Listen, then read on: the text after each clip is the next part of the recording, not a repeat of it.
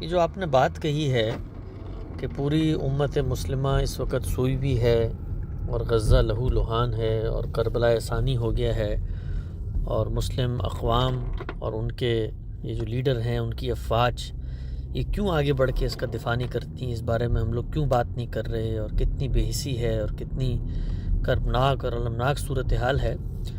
تو میرے بھائی، یہ جو اس وقت یہ صورتحال پیدا ہوئی ہے، جن لوگوں نے یہ صورتحال پیدا کی، کیا انہوں نے یہ صورتحال پیدا کرنے سے پہلے مسلم امہ سے مشورہ کیا تھا؟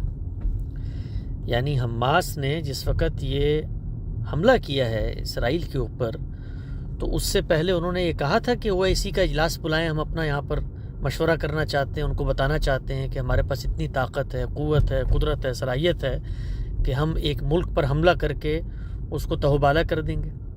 اگر انہوں نے یہ کام مسلم امہ کی مشاورت کے بغیر کیا اور اس کے نتیجے میں کچھ تو خون کا بازار گرم ہوا، 60 70 80 ہزار لوگ بے گناہ مارے گئے، تو یہ کام کرنے سے پہلے مشورہ کرنا تھا نا۔ یہ کام کرنے کے بعد آپ پوری امت کو یہ کہیں کہ وہ آ کر ہمیں بچائے، یعنی ہم تو خودکشی کرنے جا رہے ہیں، ہم تو بغیر تیاری کے حملہ آور ہونے جا رہے ہیں، ہمیں پتہ ہے ہماری حیثیت کیا ہے، اس کے نتیجے میں ہمارے ساتھ کیا ہوگا۔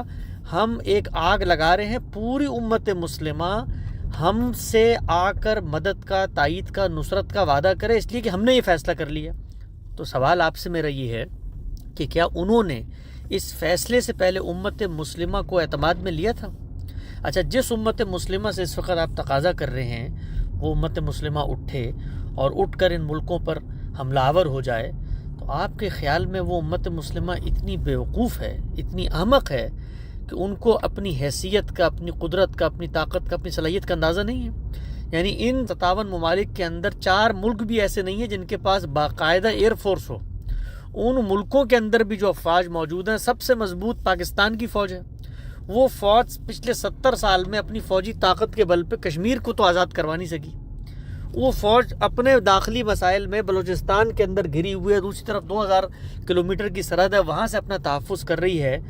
تو آپ کے خیال میں یعنی ہم لوگ مسلم امہ کو اس چیز کی دعوت دیں کہ وہ اٹھے اور اٹھ کے جن ملکوں میں وہ اپنا تحفظ کرنے کے لیے سرگردہ ہے، وہ اس کو چھوڑ کر ایک عالمی قوت کے ساتھ جا کے لڑنے پہ آمادہ ہو جائے؟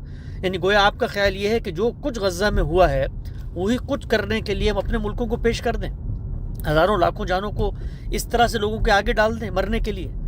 تو میرے بھائی، یہ جذباتیت جو ہے اپنے اندر سے نکالیں۔ یہ جن لوگوں نے یہ کام کیا ہے، اس وقت ان سے پوچھنا چاہیے ہے کہ آپ نے یہ اقدام کیوں کیا 12 اکتوبر کو؟ کیا آپ کو آپ کی صلاحیت کا نہیں پتہ تھا؟ آپ کو آپ کی طاقت کا نہیں پتہ تھا؟ آپ کو نہیں پتہ تھا کہ جس ملک پہ آپ حملہ آور ہو رہے ہیں اس کو عالمی برادری نے وہاں وجود پذیر کیا، اس کے پیچھے کون ملک کھڑے ہوئے ہیں؟ آپ لوگ عجیب و غریب بات کرتے ہیں، یعنی ایسی بات کہ جس کا نہ سر نہ پیر، اور یہ توقع مسلم امہ سے کہ وہ آئے۔ آپ جانتے ہیں کہ اس زمانے میں جنگ کیسے ہوتی ہے؟ یعنی جنگ جو ہے وہ افرادی قوت سے لڑی جاتی ہے۔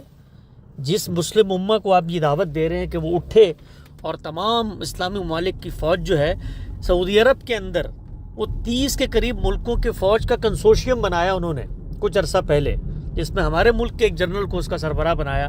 وہ اپنے پڑوس میں موجود حوثی باغیوں سے لڑائی میں کامیابی حاصل نہیں کر سکے اب تک، اور آپ کا خیال یہ ہے کہ یہ فوجی اٹھیں اور اٹھ کے جا کر اسرائیل پر قبضہ کر لیں؟ تو یہ احمقانہ خواب ہیں جو ہمارے مذہبی لیڈر یہ دکھاتے ہیں، اور ان لوگوں کی سوچ پر یہ جو کچھ تو خون کا بازار گرم ہے، اس میں کہیں پر یہ بات نہیں ہو رہی کہ جی اسرائیل معصوم ہے اور اسرائیل کے ساتھ یہ ہم لوگوں نے کیا کیا۔ اصل سوال یہ ہے، او بھائی، وہ اگر کوئی زیادتی کرتا ہے تو اس کے پیچھے تو عالمی قوتیں کھڑی ہوئی ہیں، ہمارے پیچھے کون کھڑا ہوا ہے؟ ہم نے کیا سوچ کر ان بڑی طاقتوں کے ساتھ جنگ مول لی ہے؟ یہ جنگ کوئی آسان کام ہوتی ہے بھائی؟ ہمارے ملک کے اندر جو فوج موجود ہے، یہ آج اپنے پڑوسیوں سے جنگ کا فیصلہ کر لے تو 17 دن کا ہمارے پاس ایندھن نہیں ہوتا۔ اور آپ کا خیال یہ ہے کہ ہم لوگ اپنی قوم کو اور اپنی فوج کو اور اپنے لوگوں کو جذباتی کریں؟ یہ جذباتیت اور یہ خواب مذہبی لوگ دیکھ سکتے ہیں جو حقیقت سے بالکل ناشنا ہوتے ہیں۔ یہی مذہبی قیادت تھی نا آج سے کچھ عرصہ پہلے اسلام آباد میں کھڑے ہو کر کہہ رہی تھی ہم جنگ بندی کی مخالفت کرتے ہیں، جنگ بندی نہیں ہونی چاہیے، یہی کہہ رہی تھی۔ کیوں؟ کیونکہ جی یہ تو وقت جہاد ہے۔ تو بھائی، اگر خودکشی کرنی تھی تو اس میں رونے کی اب کیا بات ہے؟ اس وقت اصل مظلوم وہ معصوم بچے ہیں جن کو ان کی قیادت نے جھونک دیا ہے، ان کے لیے ہم بھی درد رکھتے ہیں، ہم بھی دعا کرتے ہیں، اور انہی کو بچانے کے لیے اتنے عرصے سے کہہ رہے ہیں کہ یہ لڑنا بھرنا ختم کرو۔ دوسری عالمی جنگ کے بعد اگر اللہ تعالیٰ نے کچھ جینے کے امکانات پیدا کیے تھے تو اس پہ شکر کرو، اس پہ راضی رہو، اپنی تعمیر کرو، امن ہماری ضرورت ہے۔ یہ بات ہے جو غامدی صاحب اتنے عرصے سے کہہ رہے ہیں، لیکن دنیا کیا کہتی ہے؟ تم بزدل ہو۔ بھائی اگر ہم بزدل ہیں تو تم جرت رکھتے تھے تو لڑو نا، پھر لڑنے میں رونا کیسا؟ پھر تو یہ تخت یا تختہ ہوتا ہے، پھر تو موت پہ خوشی منائی جاتی ہے۔ تو اگر بچوں کو مروانا اور اس طریقے سے اپنے آپ کو پیش کرنا ہلاکت کے لیے یہ تقاضا تھا، تو اس تقاضے کے جو خمیازہ ہے اس کو بھگتنے کے لیے بھی ہمیں تیار ہونا چاہیے۔ تو اس وقت اگر کوئی ایک کام ہونا چاہیے مسلم امہ میں، وہ یہ ہے کہ سب مل کر اس مذہبی قیادت سے سوال کریں کہ جنہوں نے بغیر کسی مشورے کے، بغیر، اور جو سیاسی قیادت ہے مسلمانوں کی وہ تو ابھی تک لگی ہوئی ہے، قطر لگا ہوا ہے، وہاں پر انہوں نے پناہیں دی ہوئی تھیں، مصر لگا ہوا ہے، اردن لگا ہوا ہے، مذاکرات کر رہے ہیں کہ کسی طریقے سے کچھ نہ کچھ ہو جائے معاملہ۔ لیکن کیا مذہبی قیادت نے ان کو اعتماد میں لے کر یہ سب کام کیا تھا؟ اگر نہیں لے کر کیا تو پھر آج وہ شخص احمق ہے، بیوقوف ہے، جو یہ تقاضا کر رہا ہے کہ یہ مسلمان جن کو اللہ نے امن دیا ہوا ہے، سلامتی دی ہوئی اپنے ملکوں میں بیٹھے ہوئے ہیں، کم سے کم وہ اپنے ملکوں کو بھی غزہ بنا دیں اور یہاں پر بھی لاکھوں لوگوں کی ہلاکت کا ذمہ دار اور بار اپنے سر پہ لے لیں۔ تو اللہ تعالیٰ سے ہم پناہ مانگتے ہیں اس طرح کی کسی چیز کی کہ ہم اس ظلم میں شریک ہوں۔ یہ جو ظلم ہوا ہے اس ظلم کے ذمہ دار واحد حماس ہے، وہ مذہبی مسلح گروہ ہیں جنہوں نے لڑنے کا فیصلہ کیا۔ انہوں نے یہ فیصلہ مسلم امہ کی مشاورت سے نہیں کیا، انہوں نے یہ فیصلہ مسلم امہ کو آگاہ کر کے نہیں کیا۔ اگر نہیں کیا تو مسلم امہ ان سے دستبردار ہے۔ جو مظلوم ہے وہاں پر ان کا معاملہ اب تقدیر کے سپرد ہے۔ آپ کے خیال میں ہماری خواہشات اور توقعات کے نتیجے میں معاملات ہو جاتے ہیں؟ بھئی آپ نے ایک ملک پہ حملہ کیا ہے، اب وہ اس کو جواز بنا کر جو اس کی مخفی عزائم تھے ان کو پورا کرے گی۔ تو اس موقع پر امت مسلمہ کا جو رد عمل سامنے آ رہا ہے قابل فہم ہے، سمجھ میں آتا ہے۔ امریکہ سے نفرت آپ کی اپنی جگہ پر ہے، آپ کی باقی ملکوں سے، لیکن جو کام آپ کرتے ہیں بھائی اس میں، مثلا آپ یہاں پر دیکھیں افغانستان میں، آپ یہاں پر ایک مذہبی گروہ اٹھتا ہے اور وہ ایک عالمی قوت کا جا کر 2 بلڈنگیں گرا کر سمجھتا ہے ہم نے دنیا فتح کر لی۔ جو نقصان مسلمانوں کو اس کے بعد ہوا، کون ذمہ دار ہے اس کا؟ تو اس کے بعد یہ تقاضا ہے کہ جی امت مسلمہ جو ہے وہ ان لوگوں کو راہداری دیتی ہے اور ملکوں میں، تو بھائی یہ کام کرنے سے پہلے آپ نے امت مسلمہ سے مشورہ لیا تھا، سینکشن لی تھی، یہاں پر ریفرنڈم کرایا تھا کہ ہم جا کر امریکہ میں یہ حملہ کرنے جا رہے ہیں۔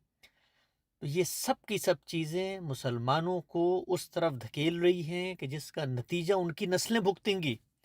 اور اس وقت بھی یہ وقت ہے سبق لینے کا کہ جو ہمیں فتح و نصرت کے خواب دکھائے جاتے ہیں کہ آپ لڑیں، جہاد کریں اور اس کے نتیجے میں یوں ہوگا اور وہ ہوگا، یہ اس کا انجام ہے کہ ہم روتے ہیں آخر میں کہ جی اب تو ہمارے پاس جو تھا وہ بھی چلا گیا۔ تو یہ سوچنے کا وقت ہے، اپنے اوپر غور و فکر کا وقت ہے۔ اس میں ہم اس طرح کی جذباتیت کا ہرگز حصہ نہیں بنیں گے جو مسلمانوں کو مزید نقصان پہنچانے کا باعث بنے۔